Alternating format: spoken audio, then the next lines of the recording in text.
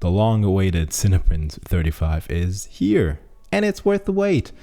I've played long enough with the beta. Thank you, Tom, for that.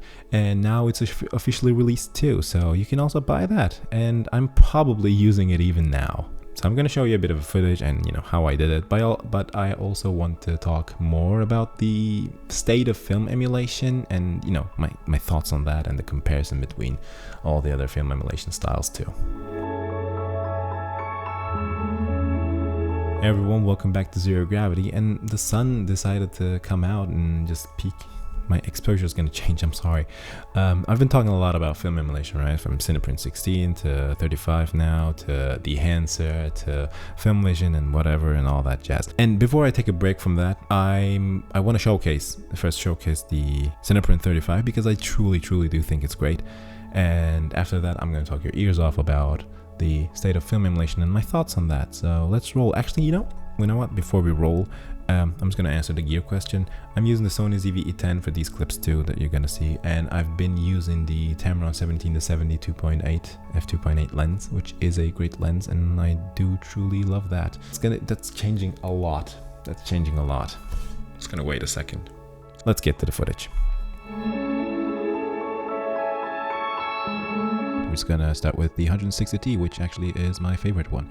But okay, I'm just gonna show you this too, because I've done a couple of changes, like not a lot of changes. I just did the CST for my own camera, and I added the grain and halation from the Enhancer, because I have that and I don't have the grain from DaVinci, so that's gonna be the one. But this halation is pretty good too, so I can't stress that enough. That's important. All right, so what I do is I'm going to use the exposure tool now. I'm going to put the exposure down a little bit, but I am kind of in my HDR era right now. I don't know why. I don't know if it's better or worse, but we're just gonna use this. All right, so I'm just gonna reset this. I have my HDR wheels in here. So this is the shadow, light, highlight, pretty basic stuff. I'm just gonna put the shadows down a little bit, maybe something like that. Let's put the light down a bit too, maybe something like this, and highlights down to something like this.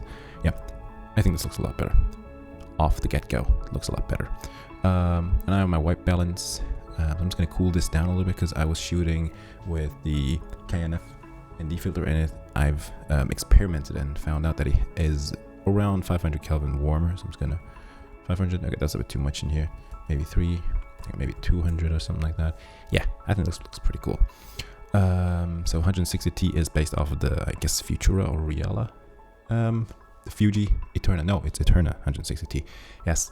And it has, it can be printed. If it were to be used today, it would have been printed on 2383 because it's the only one that's been that's still being produced, other than Ektachrome and Vision 3 stocks. But since we're in Fuji, I want to go with Fuji because I think it fits the story a little bit better. Other than that, this is pretty much the look. You're getting a much easier note tree. You are getting a much more understandable note tree, and saturation is pretty clear. There's a bit of added. Saturation is pretty clear. There's a bit of added saturation in there. It's good enough for me that it doesn't really bother me. Primaries are, you do your primary stuff in here. We can add a little bit of a orange and teal look there. If you look at the shadows, you can see that a little bit. So that's pretty good. Contrast is I think the most important one here, and the pastel. So we can take a look at them. So pre-split is if we look at the curves here, it splits the shadows a bit more. I like it off for this picture. Pre is the pre-contrast, if you want to change something in that. I have not yet experimented a lot with that, so I don't know what it does, because I don't know. I thought it's the same. In my experimentation, I thought it was the same, but I don't know. And classic stuff. Contrast, again, is I guess the most important one. And in 160T, actually, I like the contrast and pastel together. So it is at 1, and I like putting it down to like 75 or something like that. Actually, for this one, we can go for 1, and I think it gives a bit of that pastel look. It takes the contrast out a little bit. We could do that in here too, but I don't know. I think it does a pretty good job in there. The printout is D65 for both of them, and if we want to warm something, we're just gonna go to here, and then if we do 0.5, it's the D60 version. If we do 1, it is D55. But for this fella, I think 0.5 is the right one.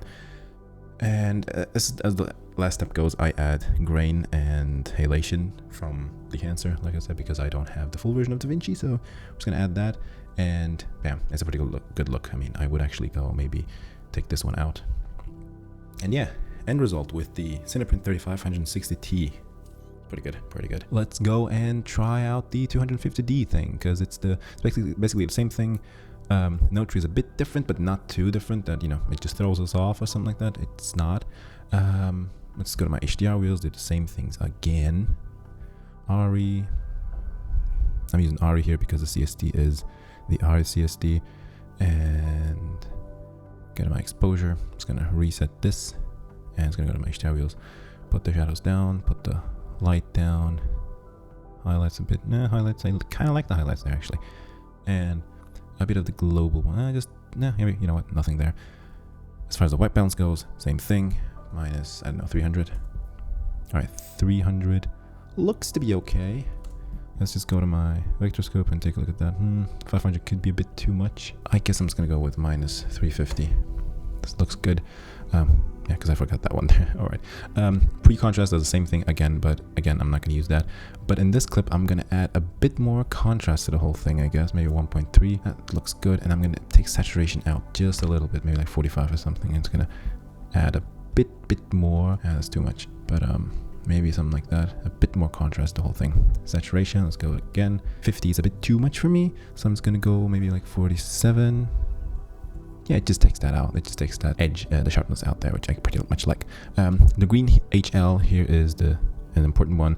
As you can see in the vector scope, it just takes the green out from the skin tones, which is pretty useful for Vision 3 stocks because they're pretty green tinted. Tone is tone, color is color. You can, you know, go and play with the color tone a little bit, make it less or something like that.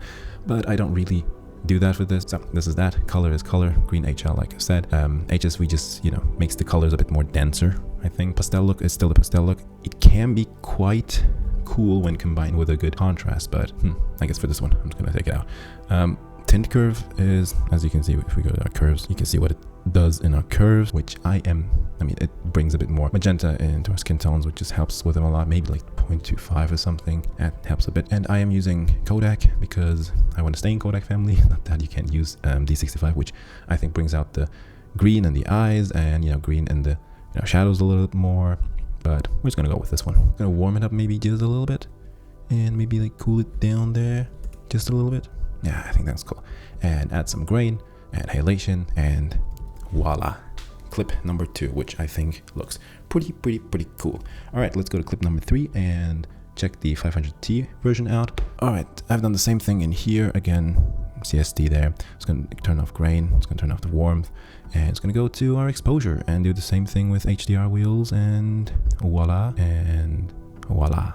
All right, so first of all, I'm just going to cool it down a little bit because it's way too warm for me right now. It is distracting.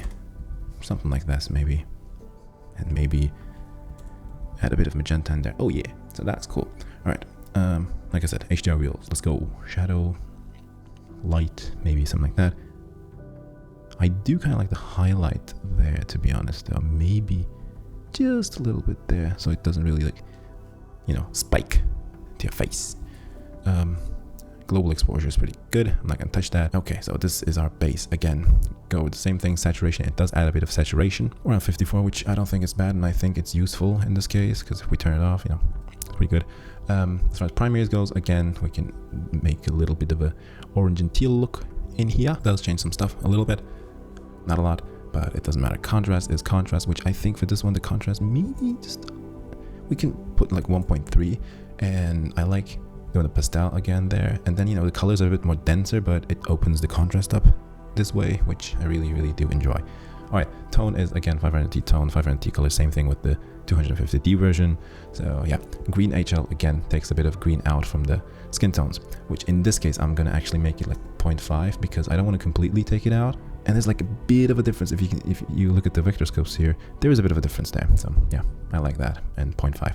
HSV again makes the colors more dense from what I understand, and which in this case is a lot helpful with the skin tones. Amazing. Look is, again, if we look at here, there's a bit of a, you know, balance going on, a bit more balanced look, which I pretty much love. Pastel look, like I said, if we turn the contrast off, pastel just, yeah, this is it. All right, so this is basically it. I mean, the shadow tone is adding some blue into the shadows. As you can see, some magenta into the shadows. I'm not gonna use that. And am I gonna warm it up a little bit? I'm gonna warm it up just a little bit, maybe. Let's take a look at it with the grain. Halation helps a lot with the skin tones too, and the vignette helps with the 3D of the image and the grain too. And I think I will actually cool it just a little bit more, maybe like something like that, and then go here and then like 0.2. Maybe 0.5. I guess. All right, you know what? This is the final version. I think it's pretty cool. I really do enjoy the look, and I really enjoy the process. It is so much easier. It is so much more refined, and it is a lot easier to understand. All right, let's get back to my talking head now. Like I said, I do recommend it. It is easier to use. It is more understandable. The note tree is a lot easier to understand, and you quickly develop a workflow to, you know, to know how it works, and then it works without hiccups. It is most definitely a thumbs up from me. Fallout thumbs up guy. I guess the question becomes then, is it better than the Enhancer, or is it better than CinePrint16 or Film Vision? And no, not one of them is better than the other in a general sense. They all have their strengths and they all have their weaknesses. And, you know, with that question, I'd like to open the floor up to debate on the whole thing too. Because my answer to the whole thing is this. Every plugin, every power grade, every LUT, whatever you do, when you know how to use it, they're great. But you gotta know how to use it. Because they all, I'm gonna repeat myself there, they all have their strengths, they all have their weaknesses, and they all have their use cases. And whatever fits the story best is the better choice in that situation. And we gotta talk about film there too, you know, because film is different too. Like, not two labs will develop and scan the film the same. Their results aren't the same, but it is still film, and it's still the film look. And it still looks good. And that's the same for a lot of like film emulation styles too, you know, because they're based off of a lab. And since not every lab is the same, the results will vary. But I don't think it's a bad thing, because, you know, we have so many options now. We can use the scan from Photocam with CinePrint35, which is great, or just another lab with the Enhancer, and that's great too. Just because they vary, the results vary, I don't think that's a bad thing. And I'll give you one example on that. We'll take this, my favorite shot ever, the one that I took. Like with every grade, it looks different, even though like they're all based off of the same 500T film stock with the 2383 print film. They all look different, and as long as it fits the story, it doesn't matter which one I'm using. If it's the Enhancer, if it's CinePrint35, if it's 16, if it's Film Vision or Filmbox or whatever it is, they are all good. And that's the point. Like, I love watching and making these like comparison videos between us, like not because I think one is better than the other or superior than the other.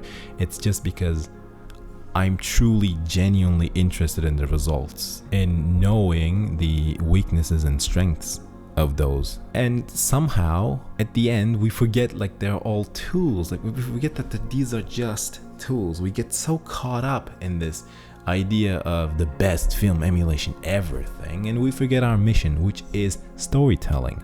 We tell stories. We are storytellers. We serve the story. We serve the story as DPs, colorists, editors, camera operators, and whatever we are. We serve the story. Story is the king, queen, whatever. And if you don't know how to use your stuff, if you don't know how to serve the story using that stuff, it doesn't matter how good you are at it. I'm gonna share with you one more thing before we close this situation off. First of all, I truly think that every emulation plugin that I've shared with you is great at what they do. And you know, the thing is, it all comes down again to this like question of, does gear really matter? And I'll give you the John Mayer paradox again. John Mayer plays these incredibly expensive, like hundreds of thousands of dollars expensive amps, guitars and pedals and all that jazz, and he still sounds like John Mayer, the slow dancing in a burning room sound. And one night he goes to a club and he just picks up a guitar, off-the-shelf amp that's there, and he plays, and he still sounds like the John Mayer we know and love, slow dancing in a burning room. Yeah, so